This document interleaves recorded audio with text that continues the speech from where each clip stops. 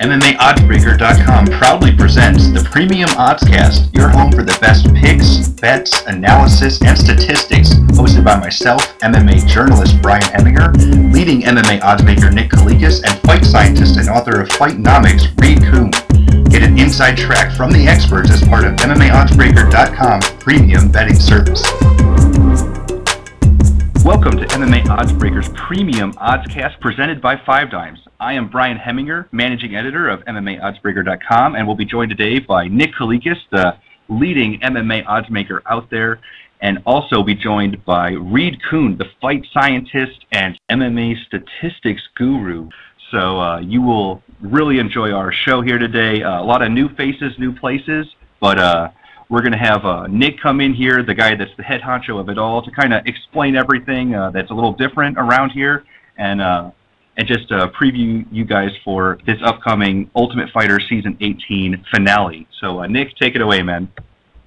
Well, thanks, Brian. I'm very excited, actually. We're launching the new Premium OddsCast here. Of course, Brian's going to join us. Reed's going to contribute as well, Kuhn. He's going to join us for some bonus features and back up some of what we have to say with some stats. So excited about new things. Unfortunately, for those that have been following me and the podcast before, my old partner and I decided to part ways. He decided to start his own website. No hard feelings, actually, at all. I know a lot of you guys are going to be surprised by that. I wish him no ill will. I hope he has nothing but success. He's a very talented guy. I know he works hard as well, so I expect him to do well. So support him out there as well. And there's room for more than one person doing kind of this thing out here. So we've had success in the past, and we're going to continue to have success. And I'm really excited about the new changes and basically the upgrade that MMA Oddsbreaker and the Premium OddsCast is getting with Brian Hemminger and Kuhn. So excited about the new things. So just offering a bit of a breakdown of what we're going to be doing here today is we'll be going through fight by fight through every single fight on this upcoming Ultimate Fighter Season 18 finale show that's taking place on Saturday, November 30th. And I'll be offering a bit of my analysis. Nick will be offering the odds maker's perspective on everything. And then Reed's going to come in on the fights that have the available statistics to offer the fight scientist, statistical, mathematical mind to it. Unfortunately, there's only two fights for this card that really have UFC fighters with multiple fights under the Zuffa banner. So Reed will be available for two bouts, the Maximo Blanco fight and the main event, of course, Nate Diaz against Gray Maynard, their trilogy match. So we'll be bringing in Reed periodically for those bouts, and then everything else will just be kind of me and Nick bouncing things off each other. So let's get right into it. Tough 18 finale in Las Vegas Saturday night, and the opening bout of the night is a flyweight matchup pitting two UFC debuters against each other. Ryan Babyface Benoit against Joshua the Gremlin Sampo. Very interesting matchup here. Benoit, he really made a name for himself this year in having just an incredible war against Anthony Burchak, the current MFC bantamweight champion. This was a bantamweight fight, and then most recently he took on late replacement Cody Fuller at Legacy Fighting Championships 24 and just destroyed him. He enters UFC with a 7-2 overall record. Sampo is 10-2 and has been on a really impressive roll. Most recently, he scored a victory over Sam Tao, or Thao maybe, to capture the main event of CFA 12, I believe, for the title, defending his title. He won the title by beating Alexis Villa, Bellator finalist, a really solid wrestler, although he's up there in years, but a very, very impressive victory over Alexis Villa. And then, of course, before that, he beat Antonio Banuelos, UFC and WEC veteran. So, this is a guy that's really been impressive with his wrestling. I love this fight. It's a great battle between two guys that absolutely deserve to be here on the way up. Benoit has fought a lot more at bantamweight than at flyweight, so I'm a little interested to see how he handles the weight cut. Sampo is just a beast, though. Great wrestling. He's got good cardio. He's very aggressive. So this should really be an intriguing matchup. Now, Nick, how did you kind of open the lines on this one, and where have things shifted since then? Well, my opening line, -125 for Sampo, -115 for Benoit. Now, basically a pick'em fight with a slight edge, very slight edge towards Sampo. Realistically, this is a great fight. Like you said, both a great addition to the UFC flyweight division. These guys are extremely talented fighters. I mean, a lot of you guys could probably check out their fights. They fought on Access TV several times too, so I got a good up-close perspective because I've placed odds, betting lines in the past on both these fighters, so I know what they're all about here. And this is just a heck of a match because they match up so well and they both have so much potential. I think both these guys can go a long way in the UFC flyweight division. Now, the winner here is going to get a head start, of course, and this is realistically a fight I could see going either way. Benoit, I think, has the overall edge as far as ability to maybe stop the fight with his powerful striking base. He also has a wrestling base to go along with it, so he has good offensive wrestling, solid takedown defense, and again, on the feet, man, he's a monster. I mean, has knockout power, he's got good boxing, he's got good kicks, he comes from like a Muay Thai style background, so the guy's really a total package when it comes to his offensive attack. Even on the ground, if he gets put in bad spots, he transitions well, scrambles well, gets out of bad spots. He's a hard guy to submit, shows a ton of heart when he's put in bad spots, of course, as well. So a lot of good things going on for Benoit in this spot. Now, that being said, he's facing an extremely talented fighter in Sampo. Again, Sampo coming with the same basic roots, a solid wrestling base. He has good submission skill to go along with that wrestling base, and he also has underrated striking on the feet. The guy has a ton of heart. He has a better edge in cardio, I think, in this spot here against Benoit, and that's kind of what's going to give him the edge. I think he's going to be cautious early on and maybe lose the first round, but he has the ability to possibly steal rounds 2 and round 3 with this cardio edge, and when he puts things together a little bit better. So Benoit, Sampo, it's a fight, like I said, it's basically a coin flip type of fight. I'm going to give the slight edge to Benoit because I think offensively he is the more talented fighter. I think that he has more ways to win this fight because of his powerful striking. He could catch Sampo probably early on. He might be able to do enough to win round 1 and round 2 in this fight. A difficult fight to bet. There might be some value on plus money here and there. It depends on where the line continues to shift. But I'm going to have to go with Benoit in what should be a heck of a fight. Really looking forward to it. Yeah, I completely agree. You can never truly discount the superior wrestler, and I do think that Sampo is a little bit better wrestler, and he does use his wrestling offensively more. So that's something you got to take into consideration. But Benoit is a bit of a slower starter, or Sampo is a bit of a slower starter, and I really think that Benoit can put some hurting on him because he had knockout power in the bantamweight division, and then dropping down to flyweight, it's only going to translate even more. I mean, we saw what happened with Joseph Benavidez when he dropped to flyweight, and now he's just destroying people. It really does translate usually. So I like Benoit a lot. The main thing I like about him the most is I think he's a lot more athletic than Sampo. So, he's going to be able to move around the cage a little bit better. He's very aggressive on the feet, but not so aggressive that he leaves huge openings for takedowns. So, I expect him to be darting in and out, and if he lands that big shot, I think Sampo is going to be in big trouble because, Benoit hits just as hard as Will Campuzano, and I know that was a long time ago, over a year ago, but, Sampo did get knocked out in that fight, and there is potential here that Benoit could get him. So I really do. I like Benoit to potentially even get a stoppage here in this fight. So keep an eye out for that one as well. And moving on, we have a very interesting fight, welterweight matchup between Sean Spencer and Drew Dober. This fight was originally supposed to be Zach Cummings against Sergio Moraes, and both of those guys dropped out. Each have been individually replaced. Spencer steps in on relatively short notice. Drew Dober steps in on extremely short notice. The main thing to look out for this one is Dober's a lightweight, so he's coming in making his UFC debut. He fought on The Ultimate Fighter Live season 15, but he did not actually get in the house. He was defeated by Darren Cruikshank in their 1-round fights that they had to get onto the show. But since then, I believe he's gone like 5-1 or 4-1, and has really been impressive. His only loss was to Will Brooks, who's of course a very top Bellator prospect. Spencer, in his UFC fights, he actually had a similar debut as Dober did, stepping in on short notice up a division, fighting Rafael Natal at middleweight, where he got submitted in the 3rd round. But he did manage to pick up a win in Brazil in his last fight over Yuri Villafort. So a really impressive performance there going into hostile territory. And now he has a matchup against a smaller guy that he should have a striking edge on. So, I really like Sean Spencer here. The main reason I like him is, Drew Dober, he's aggressive, he's scrappy, but I think the size is going to be an issue.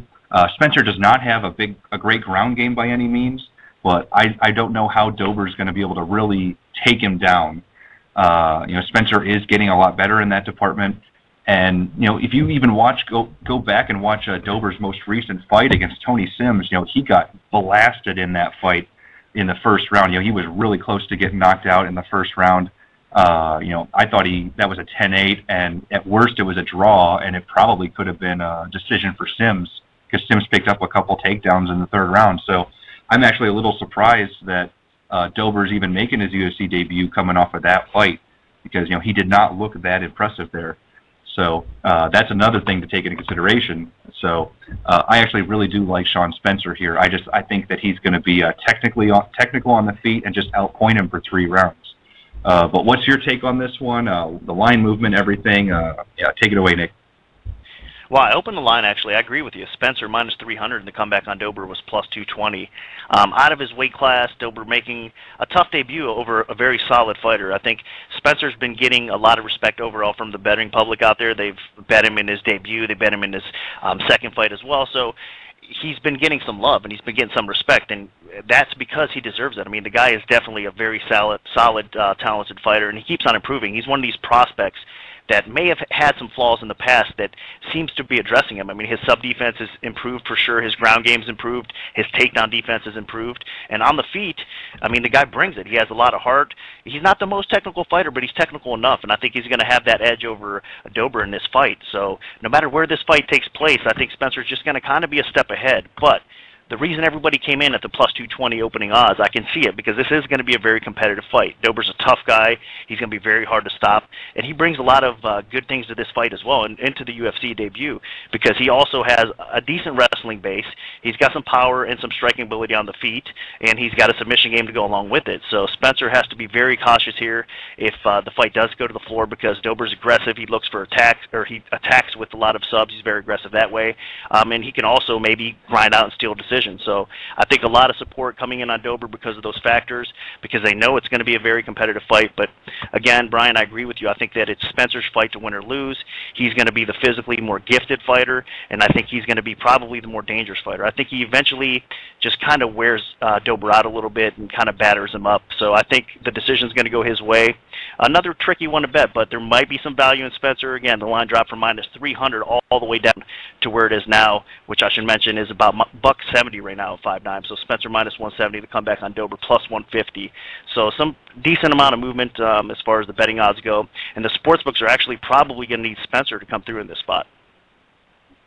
Yeah, and moving on, we have a very interesting heavyweight battle between 2 UFC debuters. We have Jared Rosholt, brother of former UFC fighter Jake Rosholt, and Walt Harris, former basketball player. So 2 tremendous athletes. Jared Rosholt was a standout wrestler as well in college. And I'm very intrigued by this fight. Both guys are top prospects. Rosholt's 8-1. I believe Walt Harris is 6-1. Both of them have scored a lot of first-round stoppages. I believe all of Walt Harris's fights that he's won were first-round knockouts. And Jared Rosholt has pretty much stopped or submitted a lot of his opponents in the first round as well, and has mixed in a couple of decisions. But really intriguing battle here between a striker and more of a wrestler. And so where has the line's movement shown for you, Nick? Well, I actually opened Rosholt minus 230 to come back on Harris plus 170. Again, in the spot for me. Wrestlers typically, especially with the pedigree of a Rosholt, I mean, they get a lot of respect from the betting public as well. Now, Harris is one of those heavyweight prospects, though, that has, behind the scenes, been getting some hype for a while. Of course, he's training with a great camp at ATT. They're on a little bit of a roll now as well. Like you said, he's an athlete. Harris is a solid athlete. So this was a tough spot to open a line, because you have the athletic, maybe new generation, new breed type of heavyweight coming in against a very solid prospect in Rosholt, which has that wrestling base that's also improving his overall game. Both coming in with good camps behind them. So this is a fight that really is going to be intriguing. And I think the winner of this fight can definitely take a huge step forward in that heavyweight division, because let's face it, the UFC heavyweight division is still relatively weak. So you're talking about a couple wins for these guys, and they could be almost in title contention right away. That's how weak the heavyweight division is. I mean, so starting off on a good note here for these guys is going to be very important. I think Rosholt has a slight edge here because of his wrestling background, because of his wrestling base, and I haven't really been a huge fan of Rosholt looking at his past fights, because I've seen so many flaws in his game. I mean, his stand-up's nothing to really brag about, but at the same time, if you look at his gradual improvement in those fights, he's getting a little bit more confident. He's getting that time, that experience in the cage that's giving more confidence as well. So I know a lot of people are going to look back at his loss in the past and say he wasn't very impressive in that particular bout, but that being said, I think Rosholt has more confidence. He's a more solid fighter, and he's the best version, and he's actually ready to come make his debut into the UFC. Now, he's not getting an easy fight at all with Harris. Like we just said, he's a very solid prospect, very athletic fighter, a southpaw. He's big, strong. He's very, very impressive on the feet, actually. I mean, if you look at him, he doesn't really move like a heavyweight. I mean, the guy's very light on his feet, has good footwork. He throws in his kicks well to the body, mixes up a nice, quick lead jab, has some powerful strikes. If this fight stays on the feet, Harris is going to probably catch Rosholt and knock him out, because he's the better striker. I think he's a more athletic guy overall, and he has a lot of edges in this fight. But the edge that he's not going to have against Rosholt, again, is the wrestling. So more times than not, I think that Rosholt is going to get this fight to the floor. He's going to probably ground and pound his way either to a stoppage or at least enough to earn a decision win here. Tough fight to bet at the odds. It's staying pretty steady, actually, right now. Not a ton of movement out there. So I think where I set this line was pretty fair and accurate, because Rosholt right now is minus 220 at 5 dimes, plus 180-ish for Harris. So a lot of two-way support, keeping the line steady right now. The sports books are probably going to be pretty even on this fight, and I think that's a good spot, because it's a dangerous fight to bet either way. Yeah, that's one thing you always have to put into consideration is, you know, heavyweight underdogs sometimes come through just because of the danger of power in the heavyweight division. You know, these guys are so big, so strong, and, you know, you can only take so much punishment and your lights go out. So there's always that puncher's chance. And, you know, while I do think Walt Harris has a puncher's chance, that's about all I see for him, because I really do think Jared Rosholt has been, you know, fired up ever since suffering that loss to Derek Lewis. If you listen to his interview with Frank Trigg on MMA Oddsbreaker, he brought that up and explained what happened. You know, he was coming off 6 months off of a knee surgery, taking that fight against Derek Lewis, and that was his first fight back. He rushed himself back. He wasn't in shape. He was only in shape to fight for 1 round. The fight went into the 2nd round. He gassed out. He got stopped. You know, that's a rookie mistake, but that's something you can learn from. And he came back, and ever since then, he's fought 4 times this year, and he's been dominant in all 4 fights, increasingly dominant. And his most recent 2 fights, you know, just absolutely crushed his opponents. So I really don't think he's going to be messing around here against Walt Harris. He knows that if he stands and bangs with Walt Harris, you know, that's going to be a bad idea. And as good as Walt Harris has looked on the feet, you know, I really haven't seen anything from him in terms of takedown defense. A lot of his opponents really haven't even tried to take him down. It's just been guys circling and waiting for him to punch him in the face. You know, even guys that, you know, he's rocked, they go for desperation takedowns, and they've been able to at least get him off of his feet. So, you know, I would not be surprised one bit if Rosholt is able to just close the distance quickly and just put him on his back and just start grounding and pounding away. So I really like Jared Rosholt here. So I'm going to pick him, and I think he can get a TKO on the ground with some big ground and pound. So I like him a lot, but again, you can never discount heavyweight underdogs just because of that puncher's chance, because it really does make a huge difference. So moving on, we have another preliminary card fight in the featherweight division between Hani Yahya and Tom Ninamaki. Ninamaki is making his UFC debut. Finnish fighter, big veteran, 31 years old, coming in on a huge win streak. He has not actually lost in 6 years. Granted, that statistic is a little skewed because he did not fight in between August 2007 and February 2010, but he still has not lost in any of those fights. Huge win streak, 10 in a row, I believe, and increasingly impressive victories, scoring one's over Chase Beebe, former WEC champion and UFC veteran YL Watson in his last fight. So, he's looked really sharp. And Hani Yahya, he's been in UFC or under the control of Zuffa forever now. He had like 5 or 6 fights in WEC, and now he's had 5 fights in UFC where he has a 4-1 record, has actually won 3 straight over Josh Grisby, Mizuto Hirota, and Josh Clopton. But, for whatever reason, UFC just is not giving him that step up ever since that loss to Chad Mendez.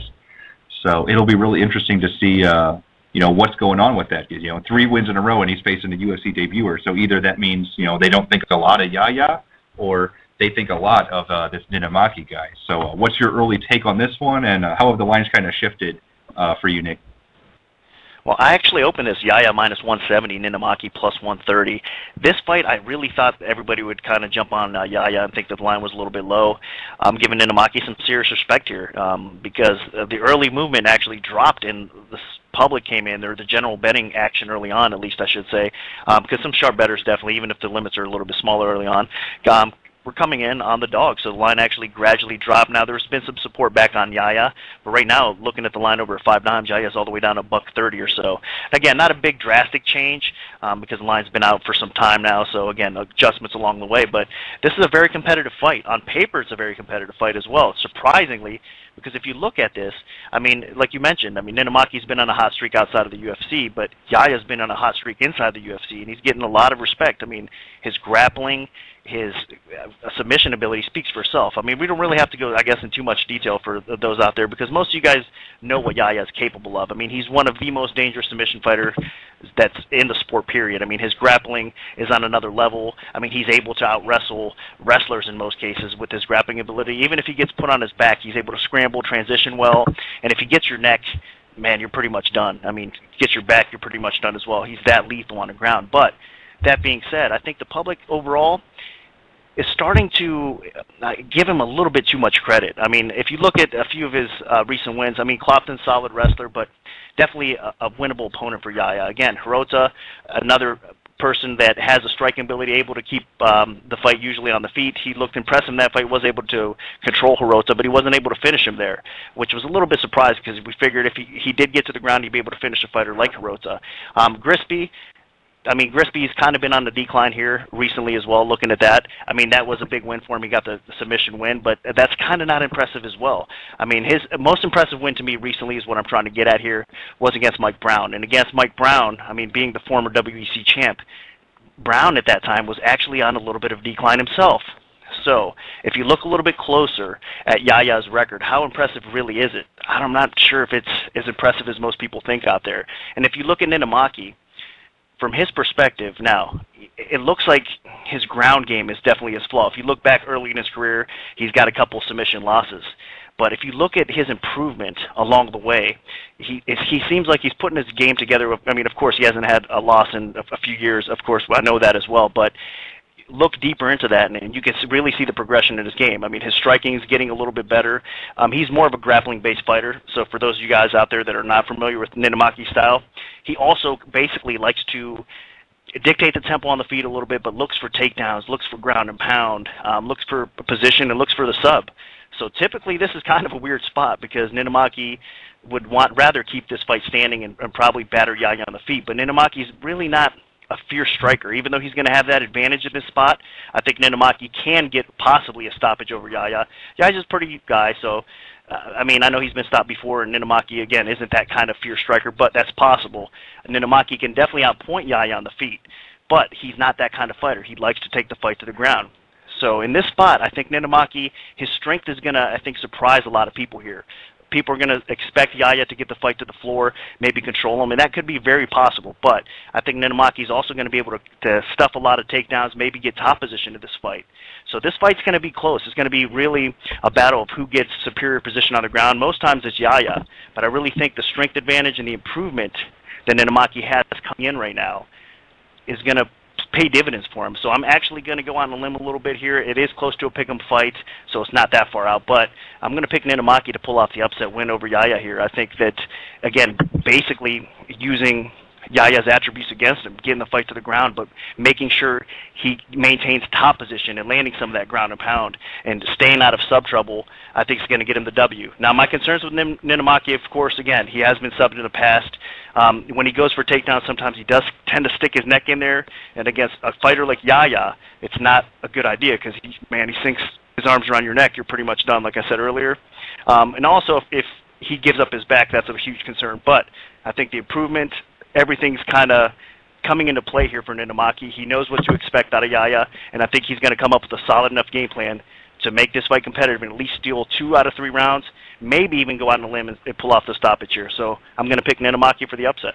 I think this is going to be the one fight that we might disagree on, and it's not like a crazy that I think Yaya is going to dominate or anything, but I think what really stands out to me is as you brought up, Ninamaki, for how good he is, most of his damage that he inflicts is on the ground, and that really does scare me that he needs to go in there right into into Yaya's bread and butter pretty much to do any damage. And fighters have been able to do that before. In the past, there are some guys that have been able to go into Yaya's world and beat him, but it's very rare, and it takes a special fighter. And Ninamaki might be that guy. He might not. From what I've seen, he's very aggressive on the ground, really good ground and pound. He gets on top of you. He makes it hurt, and then he gets you to the point where you kind of want to quit, and then that's when he gets the submission.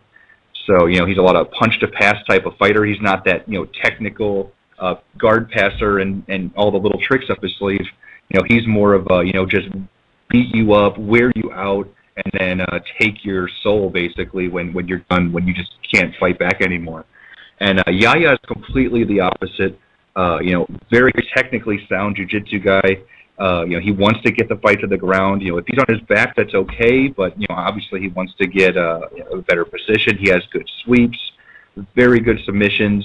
What does scare me is, his last 2 fights, Hirota and Clopton, neither of them were great ground fighters. Both of them have some wrestling, but I really thought that he was going to be able to submit Josh Clopton, and that was just not a very impressive performance, in my opinion, especially fighting in Brazil. He should have got a submission there, and he faded in the 3rd round. So I know that Ninamaki has great cardio. So worst case scenario for Ninamaki is I see him picking up the 3rd round. If Yaya does not submit him early, Ninamaki can definitely take over here. But I think that Yaya at least has enough to definitely win the 1st round when he's at his strongest, and maybe squeak out the 2nd. And then as long as he doesn't get finished in the 3rd, I can see Yaya's pulling out a 29-28 decision. So that's why I'm picking him, and he might even get a submission early because he does have that ability. But this is not a super confident pick, but I think he can pull it off. Moving on to a featherweight contest, we have 2-time UFC fighter Maximo Blanco taking on fellow 2-time UFC fighter and veteran of The Ultimate Fighter Season 14, Akira Kurosani. This is a very intriguing matchup. Both guys coming in with a little bit of momentum. Blanco scored his first UFC victory in his last fight over Sam Sicilia, while Kurosani is now 2-0 and scored, hands down, the biggest win of his career over Robbie Peralta at UFC on Fuel TV 9 earlier this year. So, Nick, the Captain Oddsmaker, what's your take on this fight, and kind of how have the lines shifted since you opened them?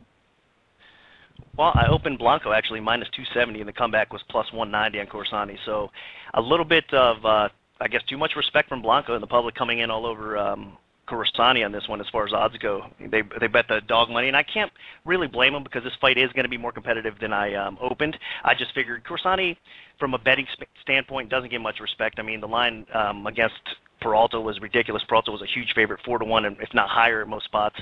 And people were just betting Peralta up, had him in parlays. I mean, I was guilty of that as well. I thought myself Peralta was going to roll over Kurosani, so I even did a 2-team parlay and had Peralta there. So that was a huge shocker to all of us. And I think that was, you got to give Corsani more credit than people are in that fight, because a lot of people were thinking Peralta didn't really come in shape. I know he got busted after the fact. But that being said, Corsani is improving his game. He's training with, as we all know, solid training partners as well. I think he's really improving, and his cardio's gotten better. Standing up, I mean, his footwork was impressive, mixing in his kicks and his hands well together. So I think that Corsani is going to be game in this match, but I still like Blanco in this fight, though, because I think Blanco's been hyped for a long time. I mean, he's got, of course, he's been around the Japanese scene for several years. The hype was coming basically from there. He made his UFC debut, maybe not as impressive as people want him to be, but I still think he's another case of a guy that's improving his overall career. He's training harder, training better. I think that his cardio, in my mind, was one thing that hindered him in the past. It's getting a little bit better. He's always had nasty knockout power to go around with strong wrestling. I mean, that's the kind of fighter you're getting in Blanco. He's got a good wrestling background. He can dictate where the fight goes, and he's got nasty stand-up and knockout power to go along with pretty solid leg kicks, too. So Blanco, I think, is just a better version of Corsani. Corsani might have a little bit of a speed edge in this fight, but I think Blanco has a better chin. I think Blanco has the more capabilities as far as getting a knockout goes, and I think Blanco still, even if it hits the cards, it'll be close, but I think Blanco still has an edge there as well. So for me, tough one to bet, because you don't want to lay a lot of juice against a fighter like Corsani, because he bit us all in the past. But at the same time, I do think Blanco still comes through, and the line now is actually all the way down to about $1.65 or so for Blanco. So from my opener at 270 down to 165, there very well could be some value in Blanco here. So my pick is going to be Blanco to come through. Mm-hmm. And my initial lean was Corsani, just because of how good he looked in the Peralta fight. But the more you look at it, Peralta coming in, fighting overseas, Corsani's fighting in his backyard of Sweden, and Peralta ends up testing positive. He's still under suspension after that fight, so he clearly wasn't in the right mindset heading in. But, from watching the fight, Corsani did showcase a little surprising power. He used pretty good foot movement. I was impressed. You can see, that he trains with the Gracie team, and there's a couple little hints of Frankie Edgar movement and stuff in there. Clearly not as good as Frankie, but he's shown a lot of improvement. So I've been impressed. But Maximo Blanco, as you mentioned, a better version of Corsani, and I think what really helps is he's just a tremendous athlete. I mean, the guy tried out for the Olympics in 2008, and not getting in is what started his MMA career. So while my initial lean was Corsani, the more I've looked at this fight, the more I like Blanco. So my pick will also be Maximo Blanco. Now, Reed, what do the numbers tell us? Well, on paper, these guys are actually pretty similar. There's not a lot to differentiate them. They're the same age, same size, similar size at least. They've both had 2 appearances in the UFC. There's not, skill-wise, neither one of these guys has differentiated themselves a lot yet. You're right about, Nick, you mentioned Corsani's speed. He does have high accuracy, and I think that's partially because I think he got into a bit of a slug match with Andy Ogle. He did get dropped in that fight, interestingly, by Ogle, who isn't exactly a beast in size. So that is a little bit of a weakness for Corsani. But there's a lot of tit for tat. It's, one guy's better here, one guy's better there. Blanco has a better defense than Corsani. Ground control, both these guys have been, Blanco has had the better ground control. He's more likely to be in top position. But then again, Corsani has excellent takedown defense. So there's a lot of back and forth here. I think the most interesting thing is that when I look at these odds, first of all, they're relatively close. I think they've gotten closer, and that I think reflects what most people are looking at when they see these two, is neither one of them leaps off the page with some crazy skill that allows us to focus on it. But what's more interesting is actually a nearly even over-under on 2.5 rounds. And that was, I think, what surprised me the most, because these are featherweights. Neither one of them has finished a fight in the UFC or been finished. And yet it's basically a 50-50 coin flip on whether or not this goes the distance. Traditionally, featherweights only finish fights about 40% of the time. So to me, not only is that betting line interesting because it doesn't match with the featherweight trend, it doesn't really match with these guys either, because they tend to go the distance. So if these guys do come out and fight a competitive match where maybe there's some each one is trying to work an angle. I'm not expecting an inside the distance play. So I think that's the biggest takeaway I've got from this matchup, because again, they just haven't been in the UFC long enough to really get to know these guys in an intimate way from their skill metrics. Mm-hmm. And I think one last thing to consider with this fight is, as good as and the improvement Akira Corsani has shown in both of his UFC fights, he has been hurt. Even the Peralta fight, where he looked amazing, he got rocked before he dropped Peralta. The Ogle fight, he got rocked. His 3 losses in his career, he's been TKO'd. So that is something to put in consideration, because Blanco does hit hard, and you might not want to trust Akira Corsani's chin in this fight, even if you like him. And moving on to the Ultimate Fighter Season 18 finale main card on Fox Sports 1, we have a women's bantamweight clash from 2 contestants from the Ultimate Fighter Season 18, Roxanne Modafferi taking on Raquel Rocky Pennington. Very interesting battle here. Both ladies outside of the UFC and the Ultimate Fighter, they enter this bout on losing streaks, and both against top competition, mind you. But Modafferi comes in with a 15-10 record, while Pennington significantly less experienced with a 3-3 record. And both ladies had their ups and downs on the show as well. Modafferi, of course, got into the house, but then got slammed in her quarterfinal bout against Jessica Rakotsky, lost a TKO, and then Raquel Pennington won the fight of the season against Jessamine Duke, and then lost a decision to Jessica Rakotsky again. So both of them actually dropped fights to Rakotsky on the show. So that should make things interesting, but since this fight was just announced after this most recent Wednesday night episode of The Ultimate Fighter, what did you open this fight at, and has there been any significant movement, Nick? Actually, I opened it Pennington minus 230, Modafferi plus 170, and it has moved up a little bit. I'm not shocked. I knew Pennington would get a little bit more support, so Pennington's around minus 280 or so right now. So support, early support in Pennington. Modafferi, I mean, she's one of those fighters that's been around for a long time. I mean, she's fought the best of the best in the sport for sure.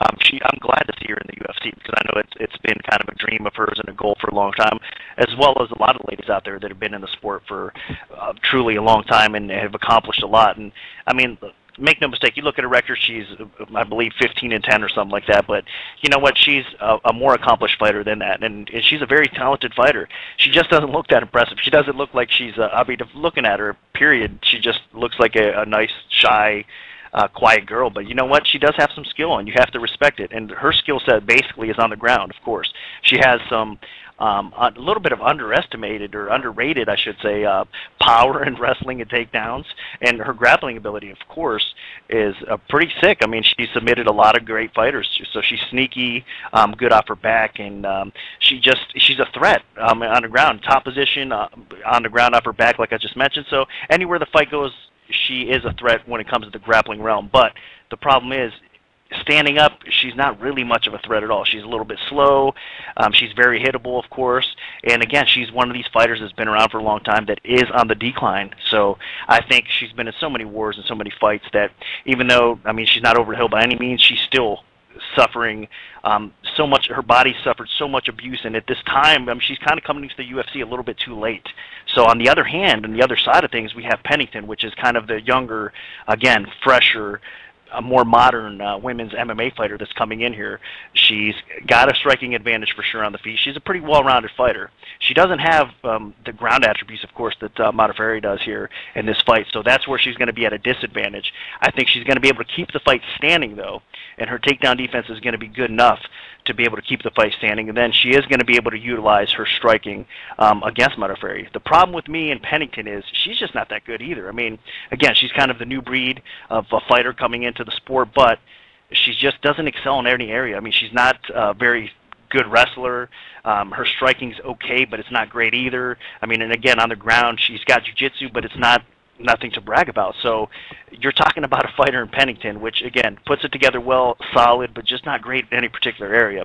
So this is a fight where definitely you got to be cautious about. I mean, minus 280 where the price is now, a little bit scary, and I think it might be creeping up a little bit too high. That being said, I do think Pennington probably does end up getting the knockout because Modafferi is on such a decline. I don't think she's going to be able to handle too much punishment. Modafferi does tend to fade as the fight goes on, so even if she gets out of round 1 and round 2 and round 3, I mean, if you look back, it's not just a fluke on the show. I mean, throughout her career, she has tended to slow down a little bit. So I think it's going to happen again, and Pennington's probably going to finish her. If not, at least steal round 2 and 3 and win a decision here. So I'm going to pick Pennington. Line's getting a little bit wacky, and there might be some value on Modafferi. And the sportsbooks are probably going to need Roxy to come through here. Mm-hmm. And I agree with you this time. I just can't see it. The only way that Modafferi wins this fight is if she gets on top and then gets in a dominant position on the ground. And I don't think she has the wrestling to get this fight to the ground. If it stays standing, Pennington is not an exceptional striker, but she's competent. She has good pressure. She moves forward. She's pretty strong in the clinch. She does all the right things on the feet that she can do, that she needs to do to win a decision. And I wouldn't put it past her to get a knockout. It would be a bit of a surprise. She hasn't scored a stoppage due to strike since her MMA debut against Kim Couture, and that's not a huge, big badge wear. But this fight, it's more about potential, and this is old school against new school, and Modafferi is, in my opinion, on her way out. And I'm not gonna hold it against Pennington for losing her last 2 fights. She took on Kat Zingano, who's one of the best women bantamweights in the world, and then Leslie Smith, who is, in my opinion, a top 10 women's bantamweight, and now she's dropping down and she's a top 5 women's flyweight. So she took on 2 extremely competent opponents, and she lost the fight. So not that big of a deal, in my opinion. Modafferi, on the other hand, if you factor in the Ultimate Fighter fights, she's 1-6 in her last 7 fights, and I just don't see her having a whole lot left, in my opinion. And I think worst case scenario, Pennington should just put pressure on her for 3 rounds and win a decision. And then best case scenario, Pennington could potentially pop her some good shots and get a TKO. But I think Pennington should win a decision here. So moving on, we have another women's bantamweight battle between tough contestants. Jessamine Duke against Peggy Morgan. This is a very intriguing matchup. Morgan was considered one of the better women's featherweight prospects with a 2-0 record before she entered the Ultimate Fighter, and she actually dropped down to bantamweight, and she is just massive, 6'1" female fighter. And then Duke's no slouch herself, 5'11", really long, lanky frame. This is a really intriguing stylistic matchup where one fighter probably wants to stand and box, another fighter has a little bit more of a well-rounded skill set. So what's your early take on this one, Nick, and how have the lines kind of shifted? Well, I opened Duke minus 170 to come back on Morgan plus 130, and you know what? This is a great fight, really, and looking forward to it because it should be a battle. I think Duke comes in. I mean, she's had a lot of hype before, her UFC Ultimate Fighter debut, whatever, with Invicta. Been basically in the background, behind the scenes, training with excellent partners, has a Muay Thai background coming into it. So again, she's been kind of a prospect in women's MMA for a while. I don't think she's kind of delivered, though. I mean, through her fights before the show, there was a little bit of a letdown, I think, in a few performances there. And again, on the show, I know that she performed well. She's a very solid fighter, very technical. So I'm not kind of knocking her. I just think that everybody is putting her a little bit, or rating her a little bit higher than they should. That being said, she's more than capable of beating Morgan here because I think it will be a competitive fight. I think she has a technical advantage across the board. I mean, she's coming kind of from a Muay Thai background, but she's got some skill on the ground. I mean, she's definitely a threat off her back. She does look for takedowns and utilize the ground game, so she's becoming a very well-rounded fighter. But I think it's another situation that Duke's just not great in, again, any area. I mean, just a little bit overrated. That being said, looking across at Morgan, I think she's going to have some advantages in this fight, and one of them is going to be a little bit of size and strength. I mean, maybe not natural reach like she's used to against other fighters, but I think that she's going to have a little bit more of effective KO power with her hands, because she uses her boxing actually pretty good, maybe a little bit underrated. She's probably going to find herself at one point or another in top position, and more than capable of landing some ground and pound, I think, in this fight too. But that's a little bit where the danger comes in. I mean, she was subbed, of course, on the show. I think that her sub defense, there are some flaws still along the way, and that's where Duke can capitalize in. I think if Duke doesn't finish Morgan, though, then if it gets to the cards, this fight's going to kind of be one of those coin flip decisions that we're not sure how the judges scored it, possibly. So I think Duke needs to finish this fight in order to be successful. She can, don't get me wrong, she can win by decision, and I am going to pick Duke to win this fight because she has, again, the more technical skill set, but very tempting, and at the current price, there may be a value in Morgan as far as the bet goes. Again, great fight, looking forward to it, and these girls do deserve to be in this spot here. And as far as the sports books are concerned, we're probably going to need Morgan overall, I would think, out there to come through. Yeah, and looking at this fight, what really stands out to me is I do think Morgan has superior boxing. She hits really hard. She was lighting up Sarah Moras pretty well on the feet, but she's a little bit of a fish out of the water if she gets in a bad position on the ground. She's comfortable on the ground if she's on top. There's no doubt about it. If she gets on top of you, she's going to be dropping some serious punishment. She's got very good ground and pound.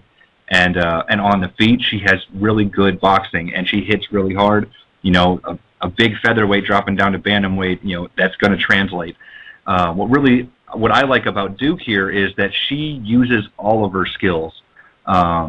She doesn't just have the boxing like Morgan. Morgan does not really kick much. She doesn't knee much.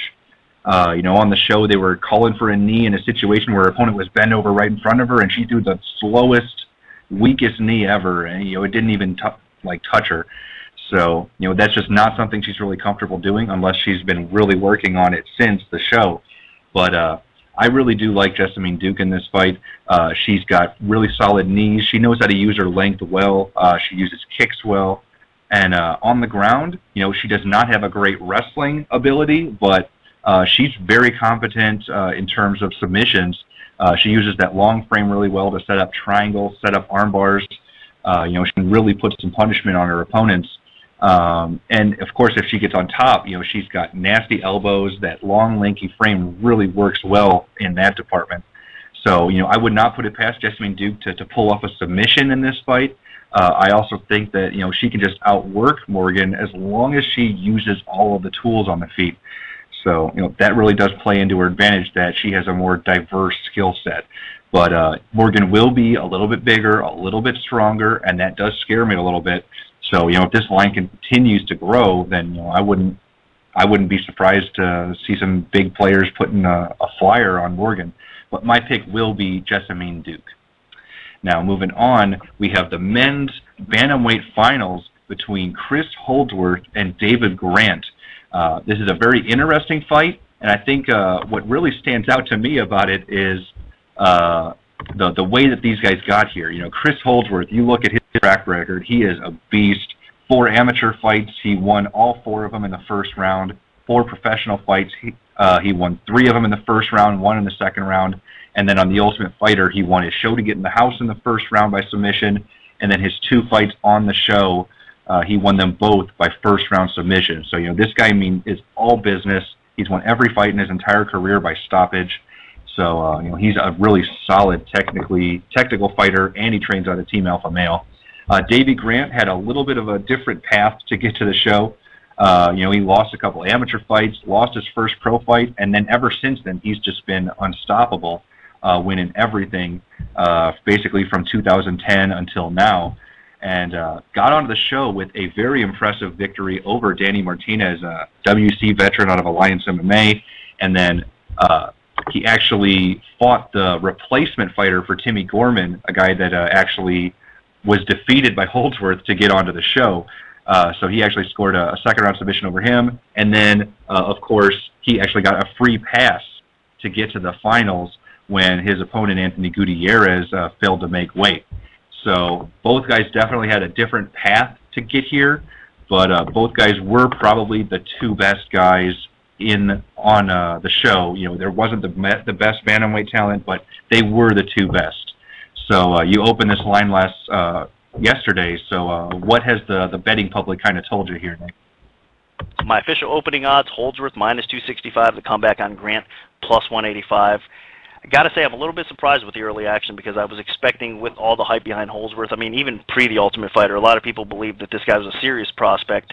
He was expected to win the show by many, so the hype only got that much bigger on him because of his outstanding performances on the show. I mean, the guy has a well-rounded skill set. He showed it. But early action, again, the sportsbooks favored Grant. A lot of people believe that it is going to be a very competitive fight, that you can't really count Grant out in this position. And I agree. I mean, Grant showed tremendous skill set, tremendous ability on the show as well, so this fight should be great, and both of these guys should make an interesting and a great addition, again, like I said earlier, with some of the other gentlemen that the UFC is bringing in to the UFC roster at 135. Really looking forward to it. Now, Holdsworth does have the edge in this fight, but as far as the matchup goes, both these guys are grappling-based fighters. They're very dangerous when the fight hits the floor, offensively either on top or offensively even if they're put on their back. So these guys match up so well that's what the intriguing factor of this fight is. I think on the feet you got to favor Grant a little bit more. He's a little bit more capable, I think, of putting punches together with power and to have a little bit more effectiveness on the feet. That being said, Holdsworth is a little bit of a sniper himself. I mean, he definitely has some talent on the feet, mixes things up well, and he's capable of landing and doing some damage. So slight edge only to Grant on the feet because, again, I think he's just going to be the more powerful guy. But I think the fight IQ, you got to give the slight advantage to Holdsworth. I think he transitions a little bit better overall with his striking into his offensive wrestling. On the ground, we're going to see a battle. I think they're going to be basically vying for position either way back and forth. I mean, we're going to see some transitions. We're going to see some scrambles. And really what it comes down to in this fight, I think, is the first person that makes a mistake is going to lose this fight. Now, more times than not, I think it is going to be Holdsworth that capitalizes on a mistake that Grant makes. I think Holdsworth's sub-defense is a little bit better. I can't underestimate Grant, though, I mean, because his ability to scramble and get position on the ground is pretty solid itself. So this fight, like I said, it should be really a doozy because it should play out so many different ways. On the feet, it's going to be close and competitive. I mean, this is going to be a true MMA fight, and this is very worthy of being the championship fight for this year's Tough Finale, no doubt about it. I know a lot of people were going to say that Grant kind of got maybe fortunate by getting to this spot the way everything kind of played out, but make no mistake, the guy has the ability and the capabilities of winning this fight, and I do have that much respect for Holdsworth. So my official pick is going to be Holdsworth here.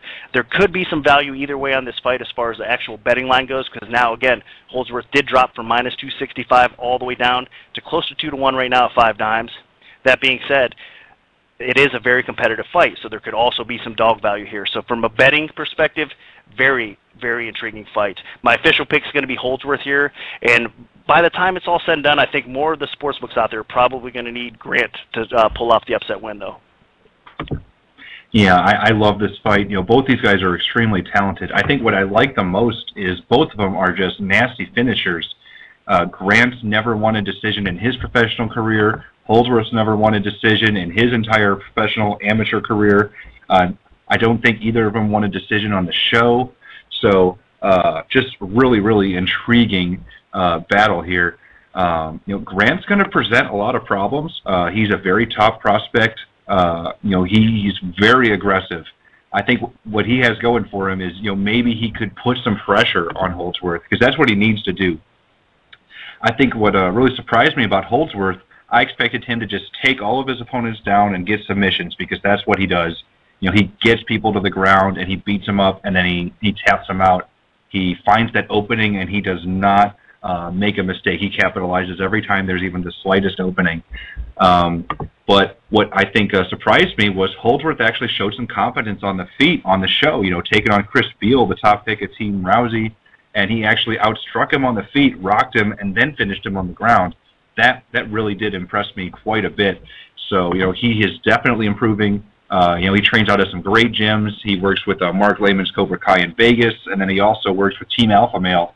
So, you know, we've all seen how much those guys have improved since Dwayne Ludwig started coaching them. So, a lot of interesting stuff going on in that department. But that being said, I do like Chris Holdsworth. He was my pick to win the whole show from the start, and he has done nothing but deliver throughout. He has steamrolled through pretty much everybody in front of him in his entire career.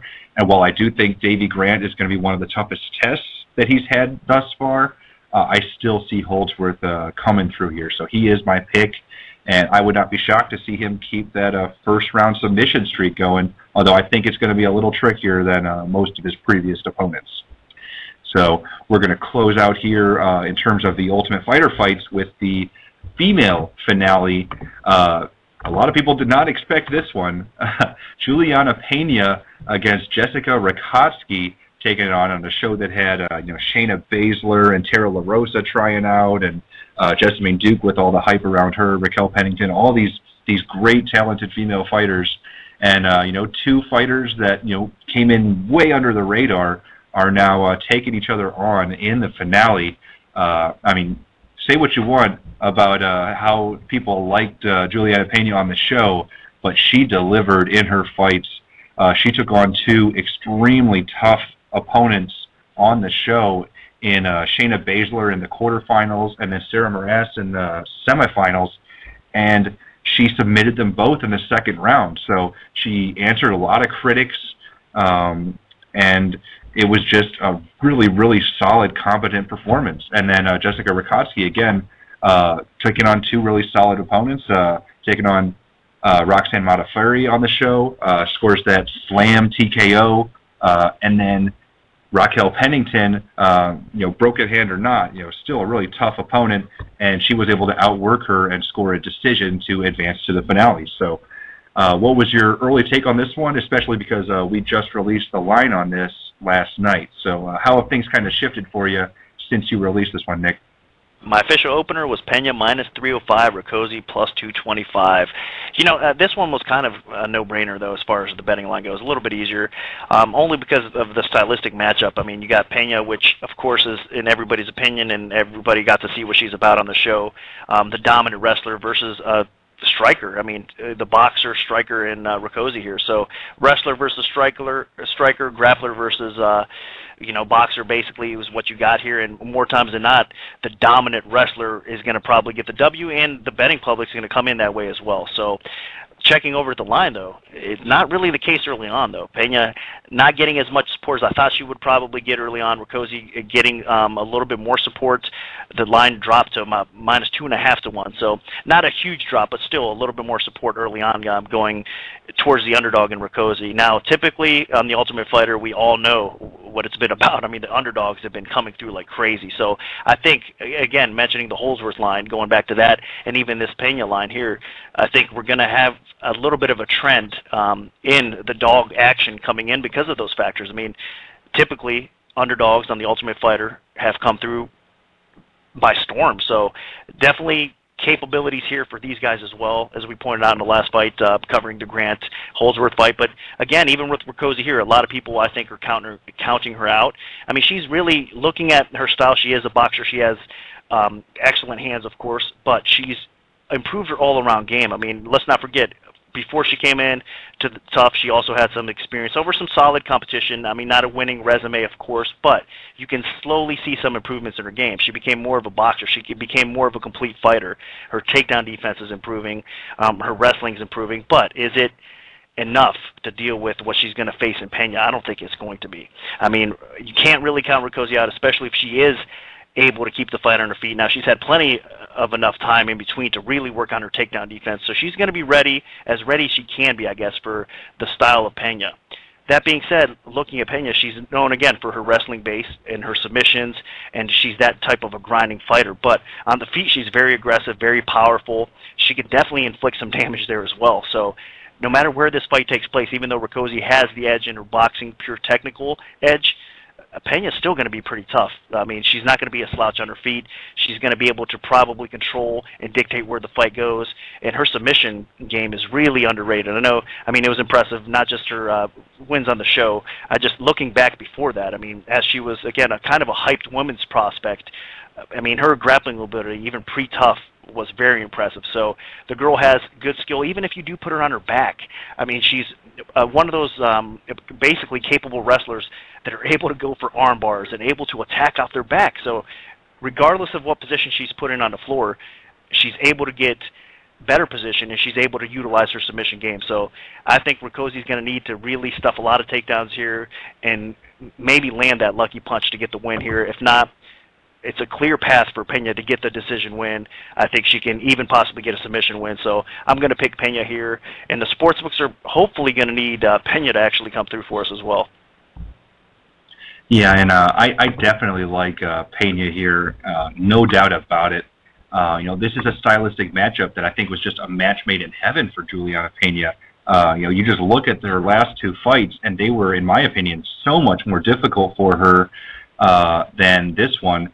So, she's a very solid fighter, and she kind of just came out of nowhere, though, in my opinion. Coming into the Ultimate Fighter on a 2-fight losing streak, and to beat the level of opponents that she was able to beat, really, really impressed me.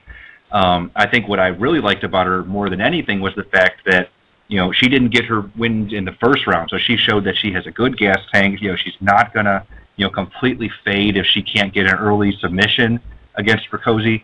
And the other thing is, she's tenacious. She just goes after it, and she's very well-rounded. She's not obviously the same level of boxer as Rakosi. Rakosi is a ridiculous boxer. She's fought, I think, like 36 or 37 boxing matches and was a world champion in some divisions. So, clearly Rakosi should have a technical boxing edge. But, in MMA, sometimes that doesn't matter. Pena is going to be going forward very aggressively, and Rakosi has to have that thought and worry about the takedown in the back of her mind the entire time. That could give Pena a chance to outwork her on the feet. Pena actually showed some decent striking on the show. She lit up Shayna Baszler in that second round a little bit, and when she gets opponents down, she's not just looking to pass guard and go for submissions right away. She's trying to inflict damage the entire time. So if she gets on top of Rakosi, I think Rakosi's in big, big trouble. Pena just drops good elbows, good punches, terrific ground and pound, and she just creates openings. She doesn't just, technically pass things, which she can do, but she hurts her opponents to the point where they make a mistake, and then she just pounces and does not give in the second that opening is available until they tap. So I really like Pena here. Rakosi does not have the best takedown defense. I think her fights on the show were actually, good stylistic matchups for her. Modafferi's on her way out, in my opinion, and then Raquel Pennington had a busted hand, and that fight, stayed on the feet almost the entire time. So, those are the types of fights that she needs, and there's just no way, in my opinion, that she's able to keep this fight standing for 3 straight rounds against Juliana Pena. So the second this fight goes to the ground, it's going to be all in Pena's world, and I think Pena pulls it out. And headlining this Ultimate Fighter 18 finale will be a trilogy fight of sorts between Nate Diaz and Gray Maynard in the lightweight division. They both met each other on the Ultimate Fighter Season 5, where Diaz submitted Maynard, and then they actually met each other for real at a UFC Fight Night event where Maynard squeaked out a decision. And now they're both battling each other for the third time, and they're coming into this fight coming off of TKO defeats. Both guys at the very tip-top of the division. Nate Diaz, of course, was TKO'd by Josh Thompson in April earlier this year, while Gray Maynard lost a #1 contender fight to TJ Grant at UFC 160 this past May. So heading into this fight, a lot on the line, almost a battle for relevance in the lightweight division. How did you open this fight, Nick? And what have the lines told you so far with the movements in public? Well, I actually opened Diaz close to a pick'em, but Diaz -140 even money on Maynard here for this fight. So odds immediately flipped, and I wasn't shocked by that because I know that Maynard gets an awful lot of support out there, and deservingly so. I mean, that trilogy they had with Frankie Edgar, I think, just put him off the charts as far as popularity and overall skill set. A lot of people realize that, he belongs as far as the top of the lightweights all across the globe. I mean, he's that good. But that being said, I think since that time we've seen a little bit of a decline for Gray.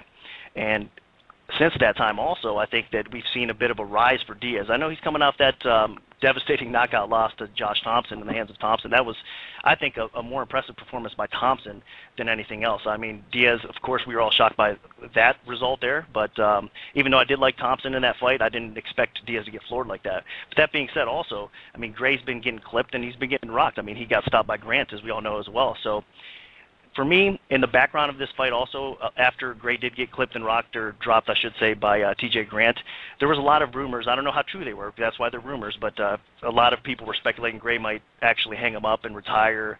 They weren't sure, you know, how far his career was going to go at that point. Now, I heard that Gray's had a great camp for this one. He was able to concentrate, focus. He actually his wife went on vacation for a while with the children, so he had a little bit more time to himself and time to focus for this, which is great. I think we're going to see probably the best Gray that we've seen in a while.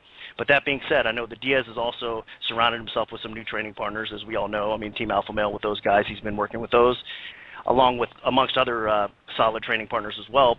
And Diaz, I think, is kind of the fresher, the better fighter at this stage. These guys, as we mentioned, it's kind of a trilogy fight between them. The one fight took place on the Ultimate Fighter. Diaz won that fight, and then Gray came back and got that close decision win over Diaz. So the trilogy is going to be complete here, and I think that more likely Diaz is probably going to win this fight because I think he's a better overall MMA fighter. Gray, of course, has tremendous knockout power, and he's more than capable, I think, of rocking and even potentially stopping Diaz on the feet. That's where a little bit of the danger factor comes in here as far as picking Diaz. But that being said, I believe that Diaz has the advantage on the feet overall, and I think that Diaz's boxing has improved enough that it's probably going to give Gray more problems than vice versa. Now, the other aspect of this fight, of course, is the wrestling. I mean, Gray is going to be more than capable of putting Diaz on his back, but is he going to want to do that?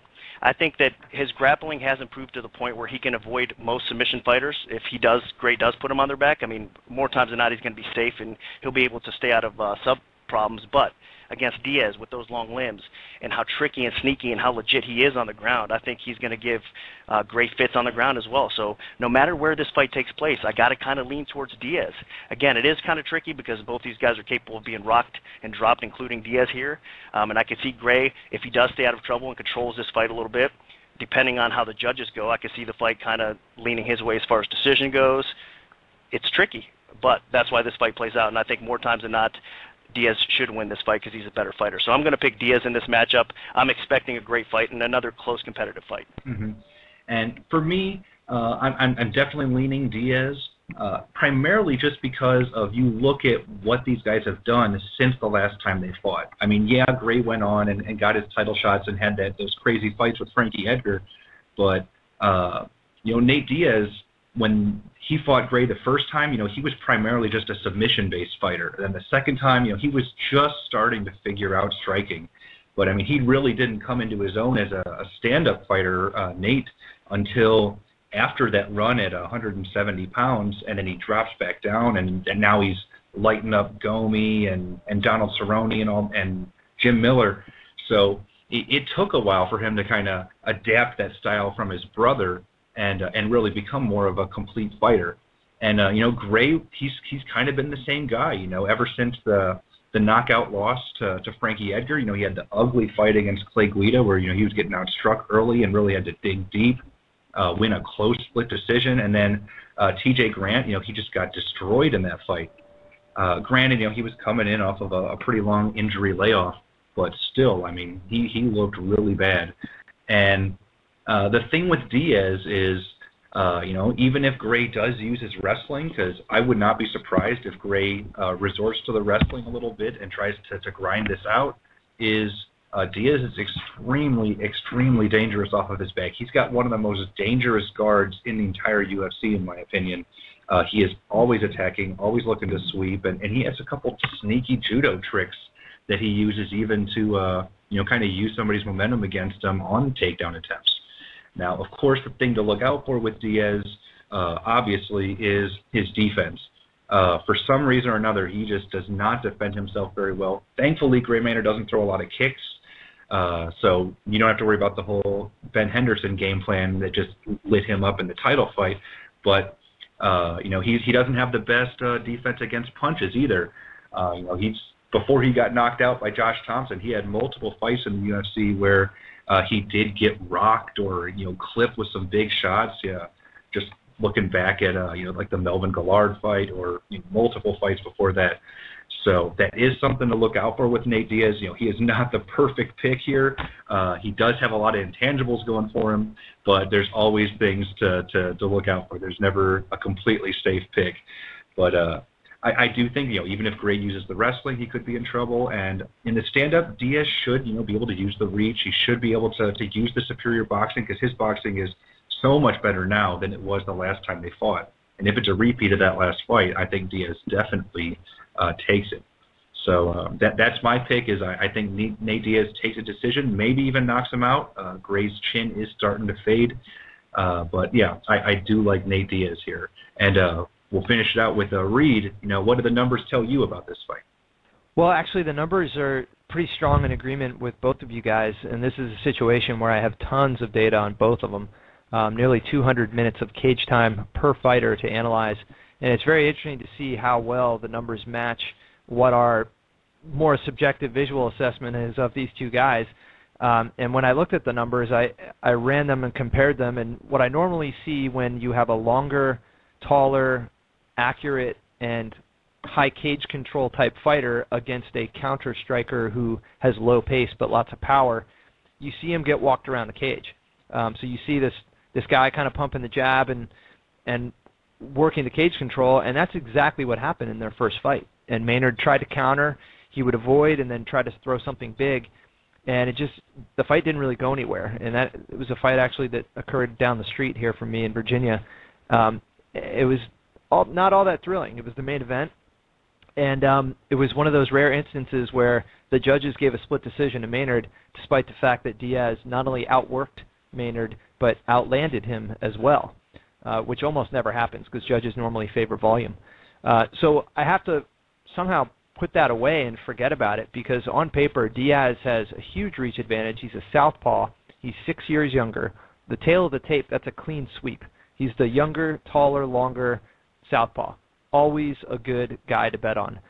And he's a very accurate, high-paced striker. He just doesn't have the knockout power that is typical. Even at the lightweight division, he's below average. But he does maintain a good pace, and so that's usually enough. So there's some reservation in that, just because these guys have gone 3 rounds before and it didn't go Diaz's way, but at least on paper it certainly looks like a favorable situation for an underdog pick. And in the last fight, Maynard did not want to go to the ground. I think he kind of threw Diaz around a few times and chose not to pursue and go to the ground. He just chose to keep it standing. Which was a gutsy call because he was getting outpointed, and yet he got the decision. So I think I don't know how closely this matchup is going to play out like the last one, because when I look at the paper, that's what I was thinking in my head, and I had to go look up the play-by-play of the last fight, and sure enough, that's exactly how it played out. Diaz pursued, but mainly worked the jab and small combinations, not a lot of power, looking to pick apart Maynard, and Maynard would swing for the fences, come back at him. And so that's what happened. That was enough for Maynard that time, but I just don't see, that's a bit like lightning striking for someone to get outpointed and still win, and I just don't see that happening twice. And so your points about their chins also is relevant. Both guys coming off knockouts. Chin resiliency is not something that will ever improve. It always just continuously gets worse. They each have 4 knockdowns received to their name, so that's not good. That's actually, I would put them both slightly below average in terms of the lightweight division for knockout resiliency, and yet the under is actually a big plus money, so I'm starting to reconsider if that's maybe an interesting play here. So this is really, it's an interesting main event, and fortunately I do have a lot of data to pick it apart, and yet there's a lot of back and forth. But I am leaning Diaz. Normally, if I were to look at this blind and see all of those advantage all lined up on one side of the page, I would definitely go for that guy. And the only thing pulling me back is this weird decision that he lost to the same opponent once upon a time. So I got to somehow forget that and just admit that the numbers really do align for Diaz as an underdog for an upset. Oh, excellent. Well, there you have it. A clean sweep for Nate Diaz. And that should do it for today's show. So if you want to check out part 2 of the Premium OddsCast, just check out the MMA Oddsbreaker Premium. We'll be releasing all of that with all of our picks and bets right there on MMAoddsbreaker.com. And you can get all the statistics from Reed, every detailed analytics on the main card fights or the big fights that have statistics available. And that should wrap it up for today's show. So thank you guys for listening. Make sure to check out Reed's book, Fightnomics.